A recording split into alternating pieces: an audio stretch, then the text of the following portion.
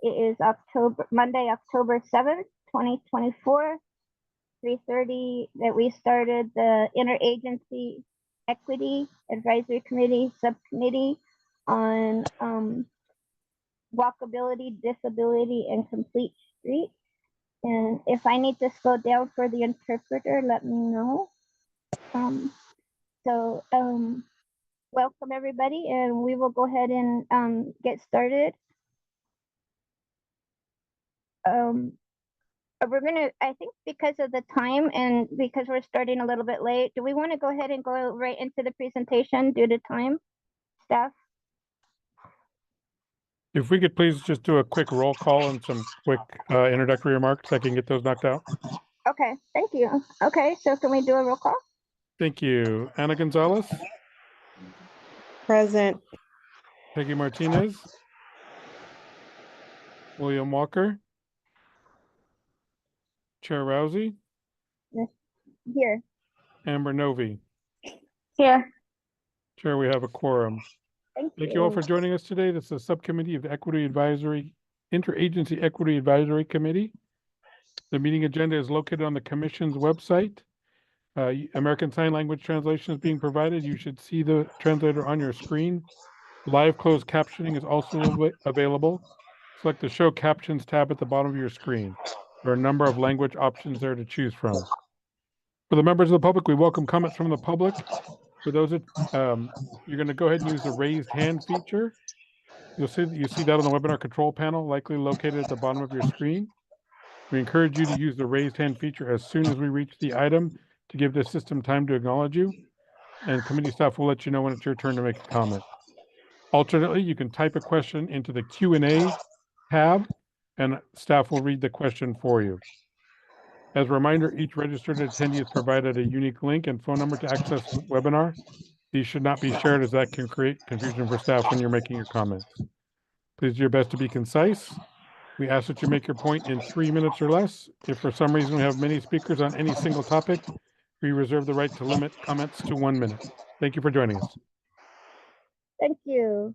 All right, so we're going to go ahead and we have a presentation today, and if we can go ahead. Michelle, if you don't mind, there actually are meeting minutes from the last subcommittee meeting.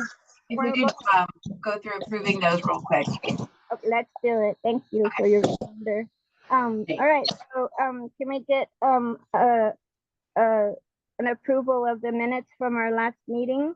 Can I get a first and a second? Move to approve minutes. Yes, please. A second?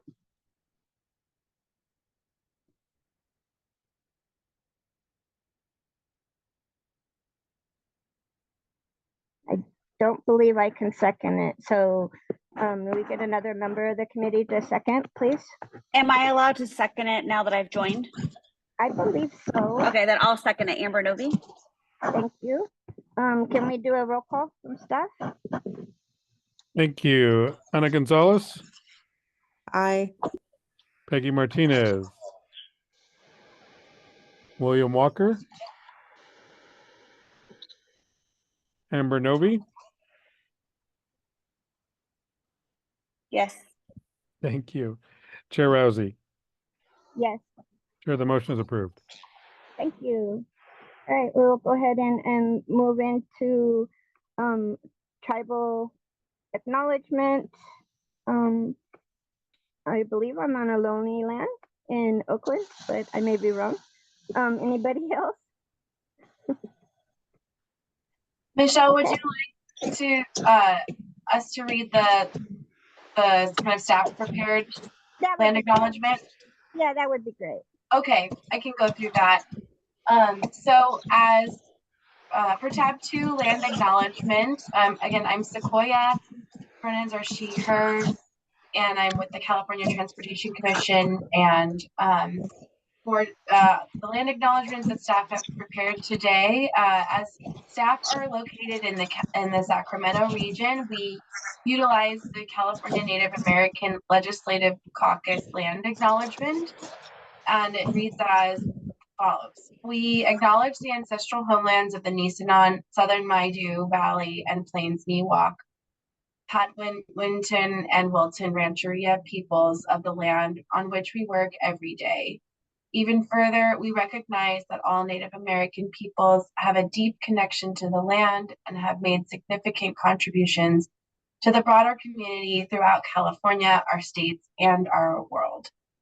And since we are meeting virtually and members are calling in from around the state, such as Chair Rousey did, members are welcome to make tribal acknowledgements specific to their areas.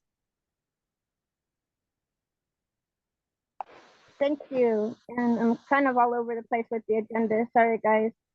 Because we're running late, we will go ahead and ask for any public comment quickly. If we have none, then we'll move on. Chair, not seeing any requests for public comment at this time. Thank you. And since we've already done the minutes with number 4, we'll go ahead on number 5, which is SB 1121's needs assessment presentation. We'll go ahead and have a presentation. Thank you.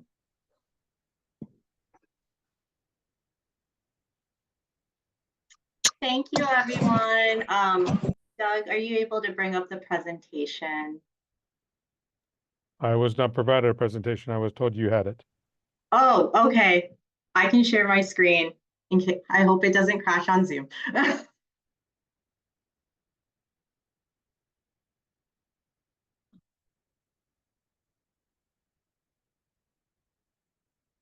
I can be back up. Oh, Sequoia, could you be back up? Because Zoom and PowerPoint really don't work. Yeah, let me pull it up.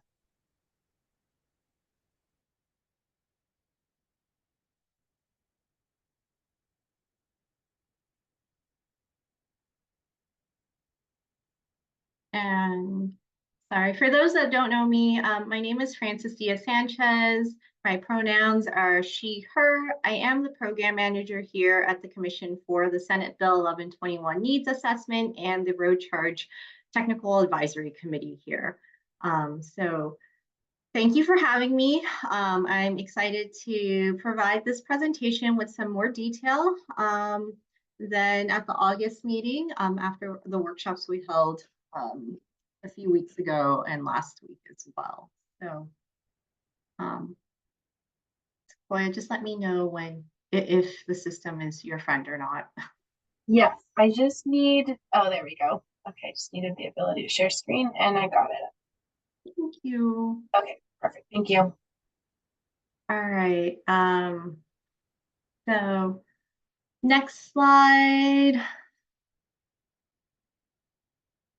So I just wanted to give a quick overview on Senate Bill 1121 on what it is and isn't and what its intent is. Next slide, please. What is the transportation needs assessment?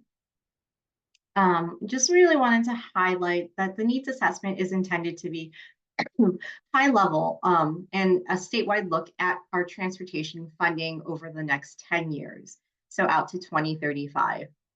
It provides a rough estimate of the cost to operate, maintain, and grow the statewide multimodal transportation system over that 10-year period as well.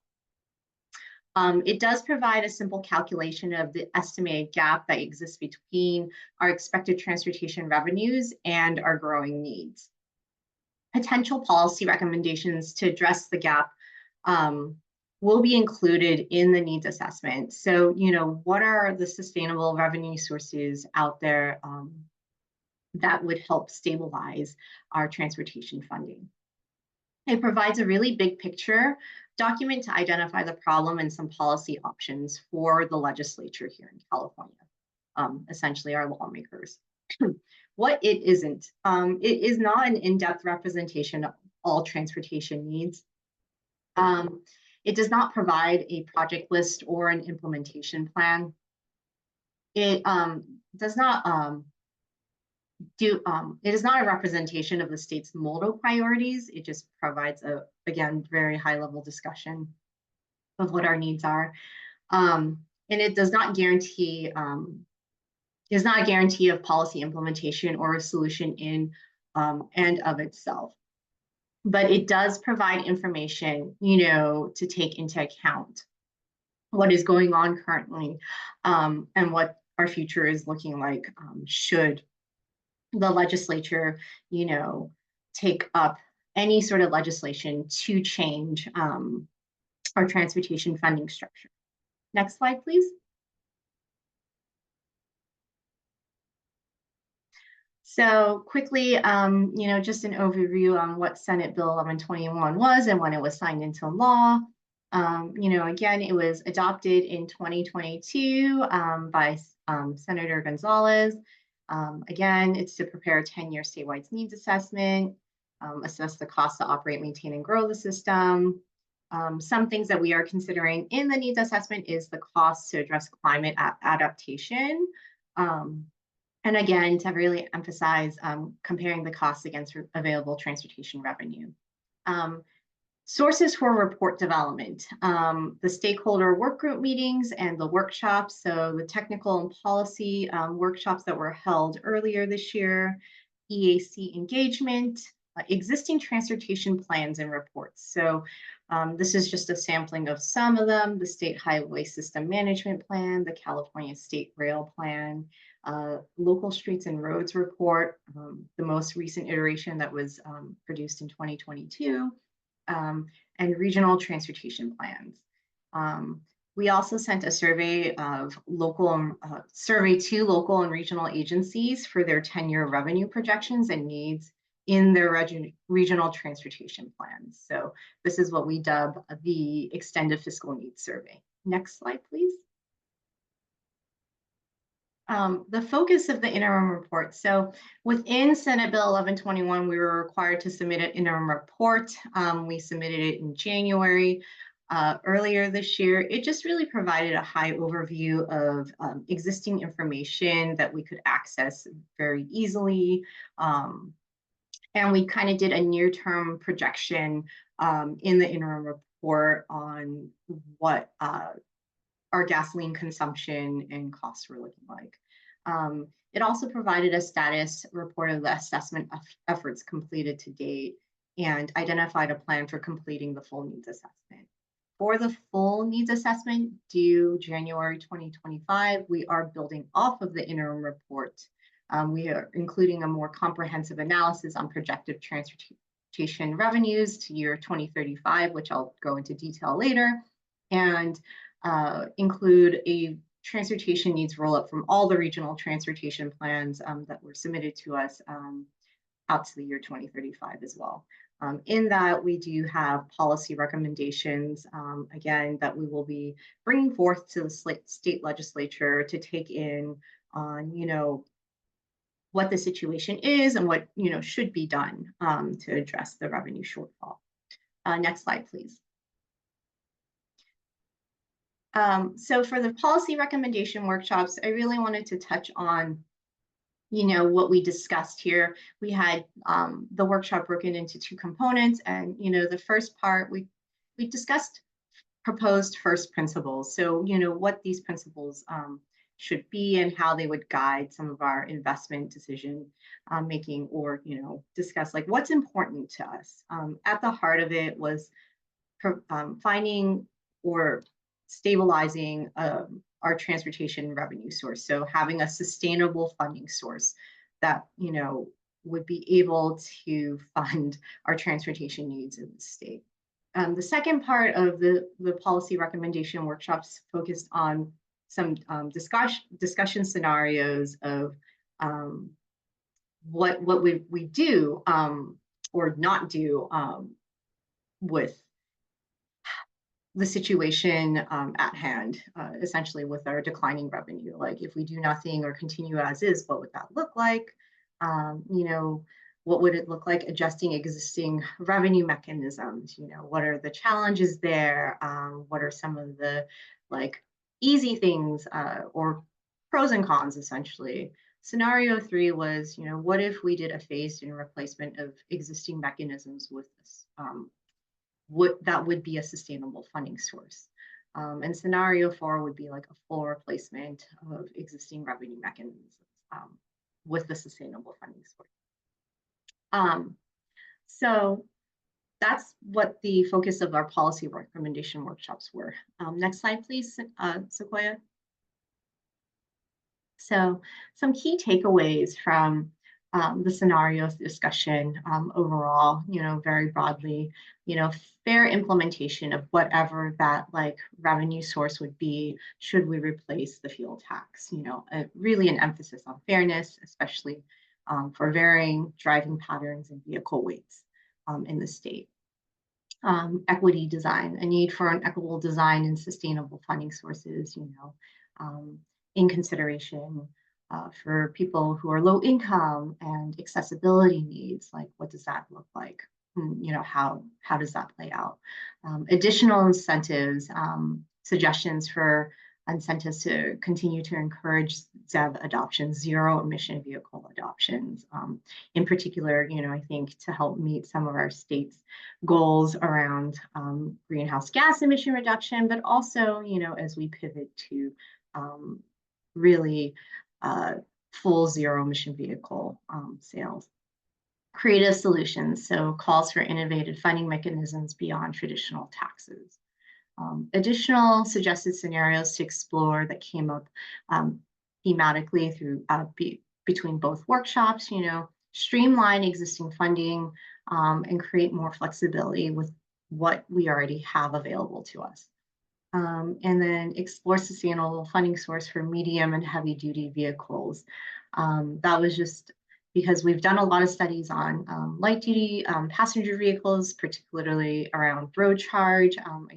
This comment really is born out of consideration of what that would look like for medium and heavy duties there. Next slide, please.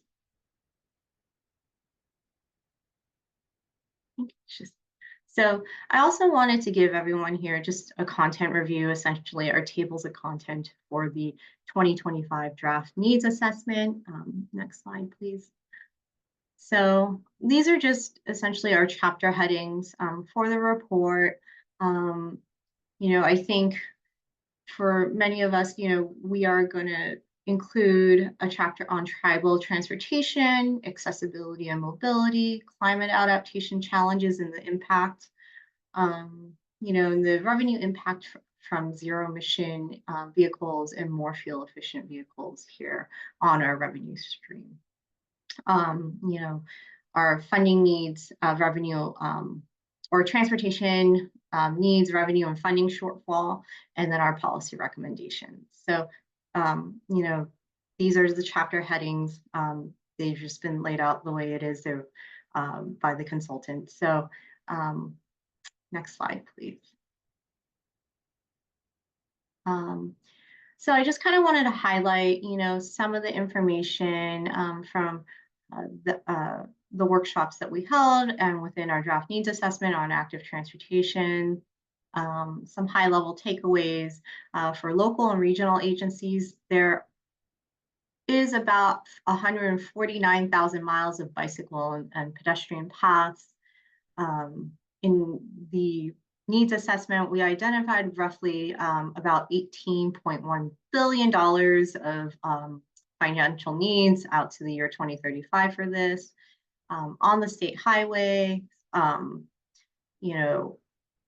the 2017 bicycle and pedestrian plan just kind of highlights, the goals of tripling bicycle infrastructure and what that cost may be at $8 billion. Addressing pedestrian needs at $1.1 billion, providing education and training on the benefits of bicycle and pedestrian infrastructure investment, $20 million to $300 million annually. This is a plan that was developed by Caltrans, and I know that they are working on updating it. In March 2024, I believe it's the SHSMP has identified investing about $1 billion to improve statewide bicycle and pedestrian infrastructure between 2024 and 2028. I will make sure to double check that. So next slide, please, Sequoia. In terms of micromobility, as we were developing the report, really came out as, not necessarily being active transportation, but a really important component of our transportation network. Many of these travel modes like micromobility e-scooters, not e-assisted bikes, but full e-bikes, share the same active transportation facilities, and people utilize them. Again, some of them are e-bikes and scooters, neighborhood electric vehicles. So electric golf carts, I think, are considered neighborhood electric vehicles in micromobility. Really, we just kind of highlight that the mode is somewhat in its infancy. In 2020, the National Association of City Transportation Officials reported more than 260 micromobility systems. And, this is a private enterprise. So I kind of want to emphasize that point. We don't have much data, or if there is, there's very little right now to currently available to assess those needs. Next slide, please. Accessibility and mobility. So this is something that we really got a lot of feedback on through the DACLAC and also from other stakeholders talking about the growing needs for accessible transportation. And this is really highlighted by the fact that we have an aging population. The baby boomers are really heading into retirement. They are the largest cohort in America. And so, it's about how do we address the accessibility needs and recognize that we have an aging population, where their modal sort of choices and needs will be changing in the near term future. So within the plan, we really highlight the 2021 Master Plan for Aging, again, on that growing sort of aging population. We highlight the Americans with Disability Acts that requires public transit operators to provide paratransit transportation for people with disabilities that are unable to use a fixed route transit service serving the region.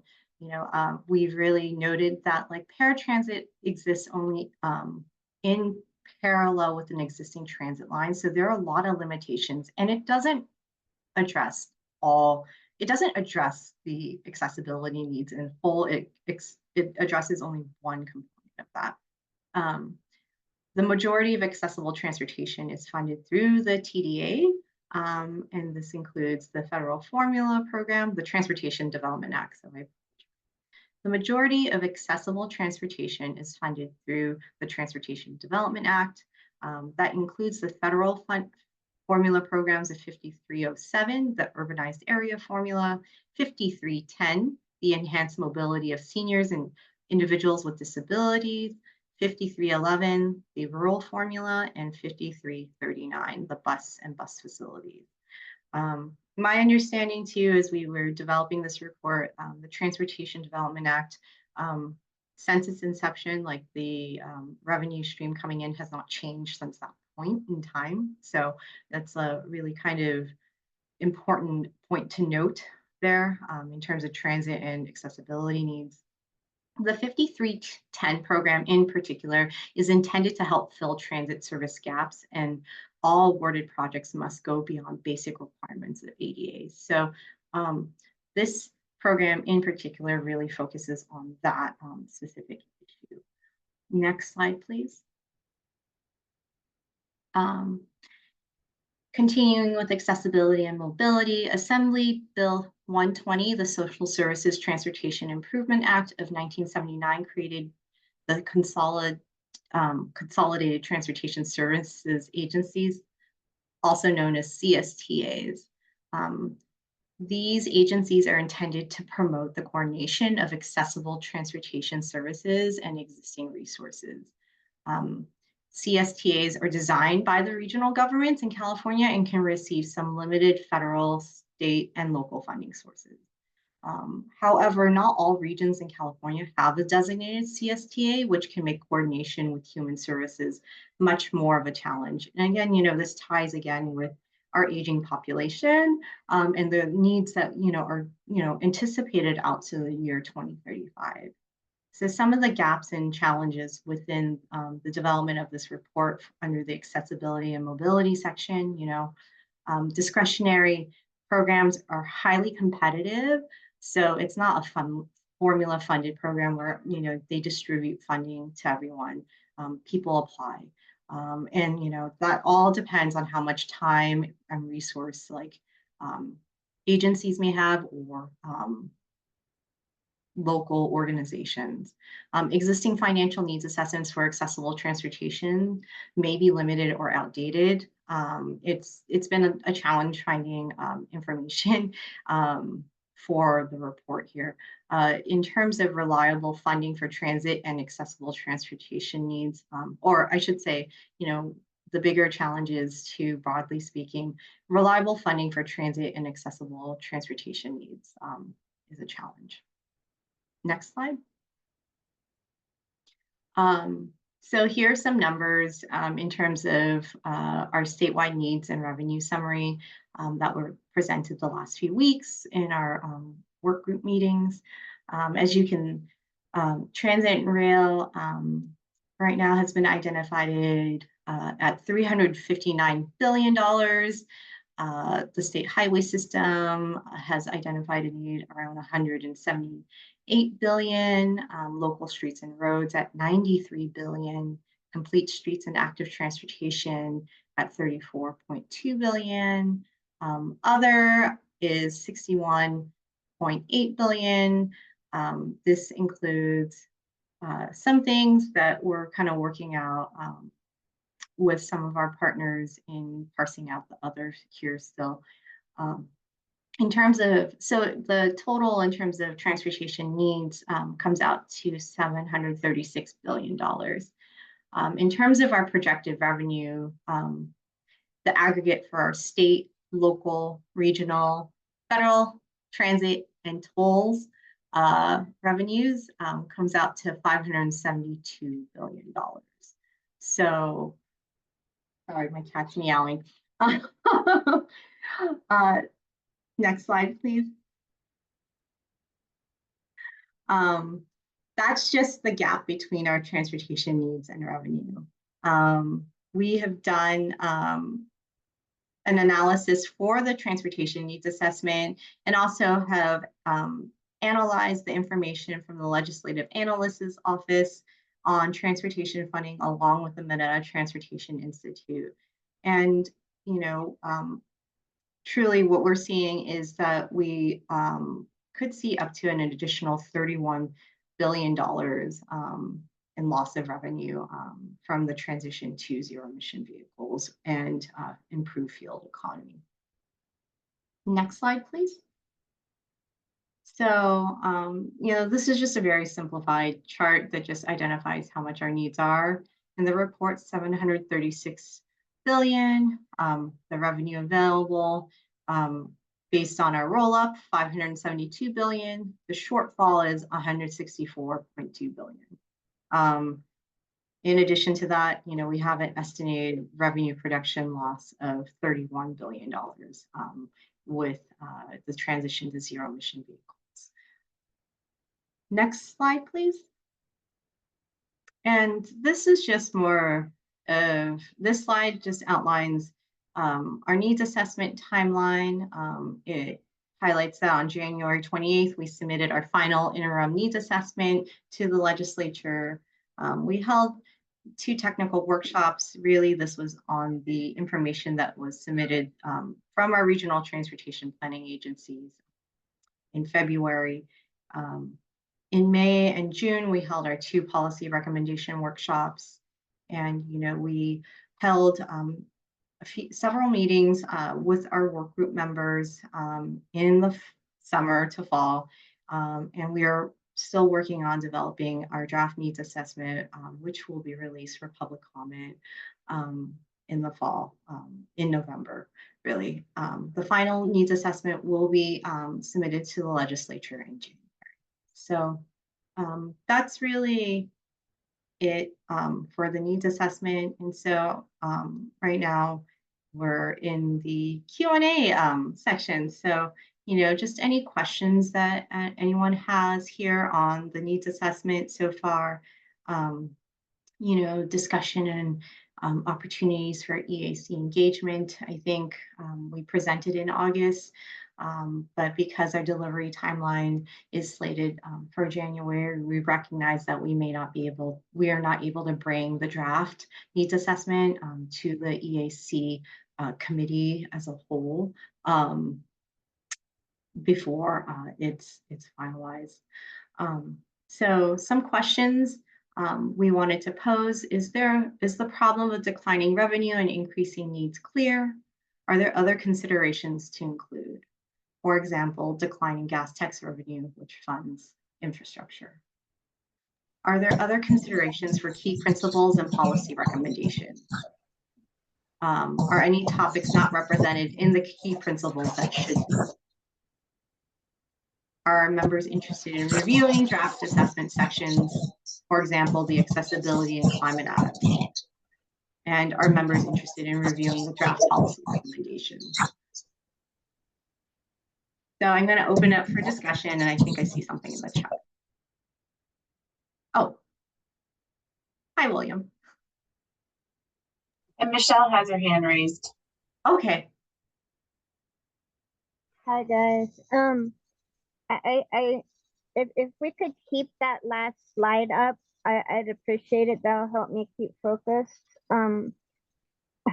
Yes, let me get it back up. Thank you. Sorry. No problem. Sorry, I've lost my control bar. No, it's okay. The only thing I worry about with any policy change is that there's funding to make that policy change happen. And we're looking at a shortfall of a lot of funding here. And I'm wondering, what do you need from this group to make some of the changes? And do you need us to focus on this a little more in depth, so that we can go into different areas and give you needed feedback going forward? Basically asking, how can we help? I think for us, I would love if you have time to review the accessibility and mobility section in particular. And, to be very honest, again, the sort of information that's out there for us right now, and given our time frame, is not a lot. And I think, working for the next needs assessment, I'm hoping to have more information out there to put in the next needs assessment. But, any sort of points you really want to highlight in accessibility, some of the challenges, again, Michelle, that many people face on that front, that'd be fantastic.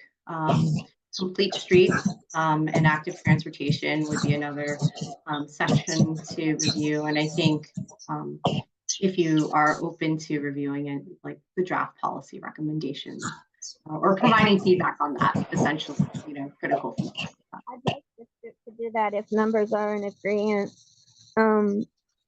I'd like to see that we pull out what this group, this committee does out of it, and really do some focused work with it if we can, and send that to members if they're willing to, outside the subcommittee, and then bring it back so that we can work on it as a group. I don't know if there's time for that, but I'm definitely interested and like to know whether other members are interested in giving them more feedback that they need.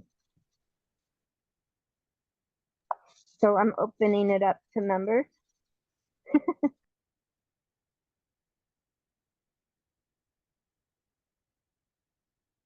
William.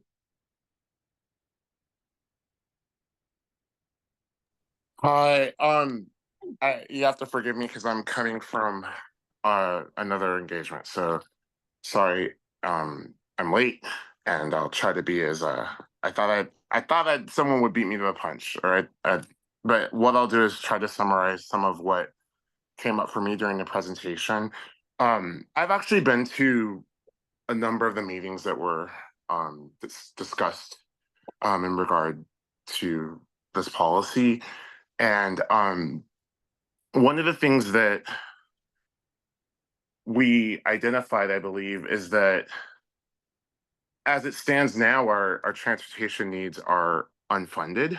So it's kind of a challenge to look at this policy, because as what was presented now stands, there's a $200 million or was it $1 billion shortfall? It's billion. Sorry, Yeah. it's $1 billion. Yeah, It's billions, yeah. and so if there's already $250 million, dollar shortfall, we also need to just be thinking about what really needs to happen to make it so that our transportation system is zero emissions, and that it's actually going to not just replace what we're building, but actually build a system that will ensure that it's not an 8-day heat wave where I'm sitting right now, where it's been 80 degrees in San Francisco, if not 97 degrees for the past 8 days. And of all the heat waves I've lived through in San Francisco, I mean, this is probably one of the longest. And so I wanted to point that out. When we talk about the chapters of the report, I noticed that there, if I'm not mistaken, I didn't see a chapter on engagement. And if there is one and I missed that, because again, I was commuting, we need to talk about, like I heard the mention of tribal nations being included. I think that it would be great if tribal nations were included in a chapter that also talked about other underrepresented groups. And we can also just start looking at the interconnections between the gaps in the system for folks who are Native and for folks who are underrepresented and not Native. And we just did a recent town hall meeting in Bishop, and those issues did come up. And the issues that the Native nations face, the Paiute folk of Independence, and the different tribes, I'm not going to name them all, and I probably don't know them all. The issues are the same. Everyone wants connectivity, everyone wants access to the economy, and everyone wants to be able to get where they need to in a timely manner. And so I hope that chapter could not just be about tribal nations, but just all underrepresented groups, and show that we're meeting our commitment to tribal nations by elevating them as if they're part of us, even though in theory they are their own sovereign nation. A lot of what they face is the same as what my communities face. And with accessibility, I think about my mom, who moved to Daly City from Newark, New Jersey in the 60s. And even though she's been living in San Francisco for 4 decades, she has other roots in Contra Costa County, where she lived until I was 2, in San Mateo County, where she lived prior to that. And if she wants to take paratransit from where she lives in San Francisco to the closest mall in San Mateo County, that's like 2 paratransit trips and a coordination at either Daly City BART, or, I mean, it makes no sense, because I can drive there in 5 minutes. I can take transit there even in about 25 minutes. But there are days that my mom doesn't feel comfortable taking fixed route transit, and there's a chance that they'll cancel that trip for her the same day because they don't have enough drivers. So looking at how paratransit needs to be equitable to the fixed transit system, and looking at what our definition of paratransit was then versus now. Paratransit was created before there were lift-equipped buses, before our rail systems were lift compatible, and determining how with paratransit, a lot of it is on demand. There's a lot of flex services that operate like Uber and Lyft. Is the answer to lower service performance replacing those bus lines that run empty often with paratransit that could also serve the riding public if there were enough vehicles? I I'm definitely interested in being a part of any draft assessment or draft policy recommendations. I'm interested in hearing what your ideas are for engagement to ensure that communities that may not have been a part of this can be a part of this. And I probably have other comments, but I'll provide it in writing because I know I've taken up a lot of time. So thanks. No worries. Michelle, I'm gonna pivot back to you because you have your hand raised and Okay. yeah, thank you, William. Chair Walker, you and I need to talk about what parameters are allowed for paratransit off a fixed route. Because if there is no fixed route within a quarter mile, paratransit cannot be utilized. So that in itself can be a hardship on a lot of people who are looking to ride. We actually, they're changing some of the parameters in Alameda County, and we're like, well, how many people does that impact? Well, there's like 100 people who will no longer get paratransit services because they're realigning the bus lines. So I get your point, and I appreciate your point. I want it to, whatever we do for as a review, and that we take into account all of that, because it would be a great solution, but our parameters for paratransit are limiting. So that's all I wanted to say. Thank you. Thanks, Michelle. William, no, we didn't have a chapter engagement, but we talk about it in one of our chapters. It's under the background development of the report, but it's a really good recommendation. I'll touch base with everyone and bring more information like that to being its own. In terms of the tribal transportation needs, one of the reasons we have a chapter on that is actually to talk about funding structure for tribes and the lack of in the state, so they actually don't get any state revenue. And so really highlighting, I think, like you said, in organizations that apply for a lot of discretionary funding, there's a limitation of personnel, like human capital. So, there are very similar threads. But we also wanted to highlight, like, we don't actually know a lot of what the needs are in the tribes either, I think, and to really kind of put forth, like, hey, if you didn't understand this, like, here are some, significant challenges that tribes face, and that, they get federal funding, but the state funding side is like, well, state's not great in general, but I mean, we do get a lot of money, but it's still, there are things that like need to be worked out on that front, or really kind of bring forth that to the legislature to understand that piece.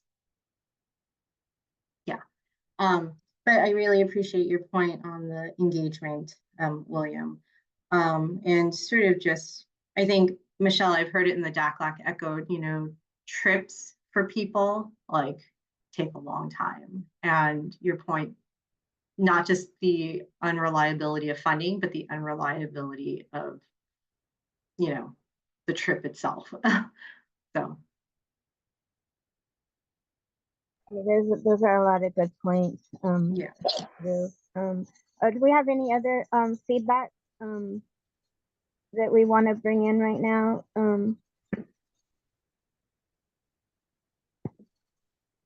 Anybody else have a comment they'd like to make?